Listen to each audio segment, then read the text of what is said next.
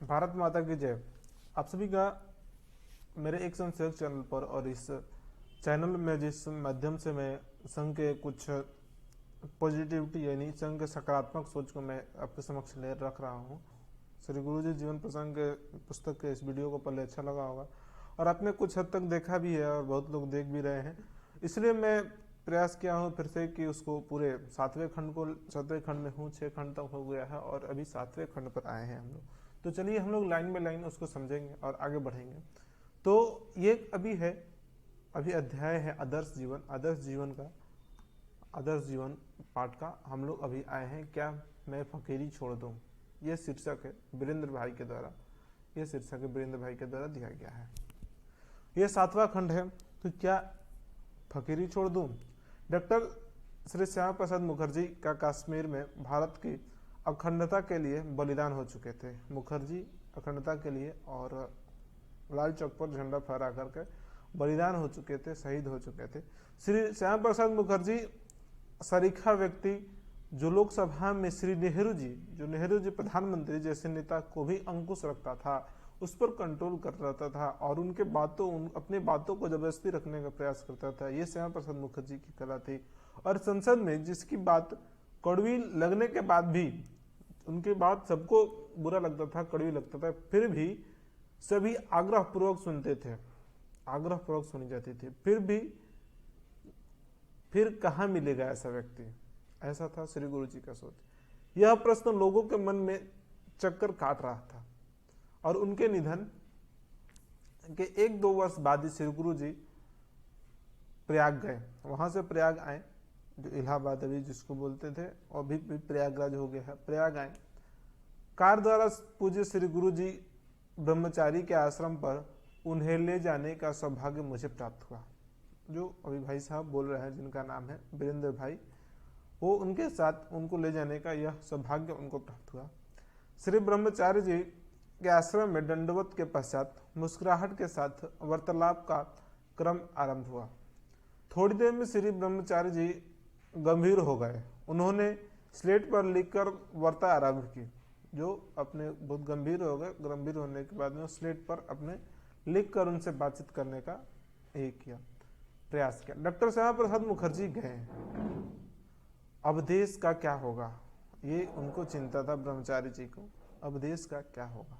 एक ही व्यक्तित्व था जो श्री नेहरू जी को अंकुश झुका सकता था, अंकुश लगा सकता था, उनका स्थान ले सकता था।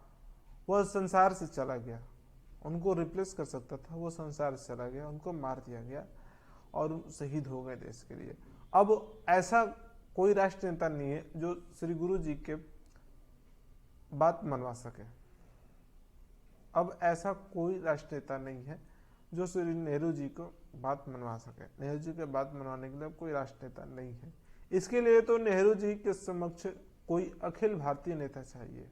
तो उनको चिंता हुआ अखिल भारतीय नेता को एक नेतृत्व देना चाहे, यानी उनके मन में भी, गुरु जी के मन में भी संदेश होगा, ये इशारा मेरी तरफ में आ रहा है। जो आवश्यकता पड़ने पर उन पर अंकुश लगा सके। राजनीतिक रूप से था, तो अंकुश लगाने के लिए उनकी ये ऐसे थी। ऐसा व्यक्तित्व तो केवल आपका ही है। तो गुरुजी भी समझ गए थे ये अपने मेरे तरफ ही इशारा करना चाह रहे हैं। श्री ब्रह्मचारी जी ने फिर से अपने कथन के अर्थ भरे शब्द से जोड़ा, आप जनसंघ के सभापति क्यों नहीं बन जाते हैं। यानी जनसंघ जो स्थापना हुई थी उस समय, राजनीतिक दल की स्थापना हुई थी, उसके सभापति बनाने के लिए ब्रह्मचारी जी ने कहा, आप ही एक ऐसे हैं जो नेहरू जी के बात मनवा सकते हैं। आप एक ऐसे नेता है जो नेहरू जी से बात मनवा सकते हैं, करवा सकते हैं। और दूसरा, आखिर भारतीय व्यक्तित्व कहाँ मिलेगा। ऐसा व्यक्तित्व कहीं नहीं मिलेगा, सचमुच ऐसा कहीं नहीं मिलेगा। और ऐसा व्यक्तित्व श्री गुरु जी के जैसे व्यक्तित्व जो आज संघ कार्य को इतने बड़े रूपों में लेकर के, बीज रूप श्री डॉक्टर जी ने रखा, आज इतने बड़े रूप में लेकर चले गए श्री गुरु जी के, ऐसा व्यक्तित्व आज तक दुनिया में नहीं मिलेगा। और उस समय भी उस राजनीतिक कुछ हल पहल में नहीं थी। श्री गुरु जी ने उतनी ही गंभीरता से अपनी दाढ़ी पर हाथ फेरते हुए कहा। तो उनका भी उत्तर आया, यदि किसी युवती को कोई पति नहीं मिलता तो मैं क्या फकीरी छोड़ दूं। यह हास्य विनोद में अपने व्रतों को रख दिया। अगर किसी का शादी नहीं हो रहा है, किसी का पति अगर एक्सपायर कर गया, तो क्या मैं अपनी फकीरी छोड़ के, संन्यास आश्रम छोड़ के उससे शादी कर लूँ क्या? राजनीति में श्यामा प्रसाद मुखर्जी चले गए, वहाँ अभाव हो गया, तो उसको भरने के लिए कोई और होगा। ऐसा क्या मैं अपनी फकीरी छोड़ दूँ, अपने संस्कार को छोड़ कर वहाँ चले जाऊँ? इस पर सभी एकाएक ठहाका मारकर हंसने लगे। इसके बाद भी अनेक बार श्री गुरु जी के साथ श्री ब्रह्मचार्य जी आश्रम पर गए, किंतु फिर कभी भी ब्रह्मचार्य जी ऐसा बात नहीं कहे। यानी एक शब्द, एक वाक्य जो बोल दिए, वो इतने बोलने के बाद श्री गुरु जी ने बस इतना ही कहा, क्या मैं अपनी फकीरी छोड़ दूं? इतना में ही श्री ब्रह्मचार्य जी अपने समझ गए कि ये जो कार्य है बहुत बड़ा कार्य है, संघ कार्य, अब इसको गुरु जी को राजनीति में जाना उचित नहीं है। तब से उसके बाद से उन्होंने कभी भी श्री गुरु जी को ऐसा नहीं कहा कि आप मेरे ये काम कीजिए, वो काम कीजिए। आशा करते हैं आपको ये वीडियो अच्छा लगा होगा, और ये शॉर्ट में ही वीडियो मैं शॉर्ट में ही बनाता रहूँगा। और आपको अच्छा लगता है तो भारत माता का आशीर्वाद से मैं कुछ कार्य कर रहा हूँ, तो आप ये आशीर्वाद बनाए रखिए। चैनल को सब्सक्राइब कर दीजिए, लाइक कीजिए और ज़्यादा से ज़्यादा लोगों तक शेयर कीजिए।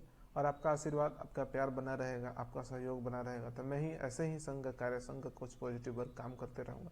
Thank you for watching. धन्यवाद।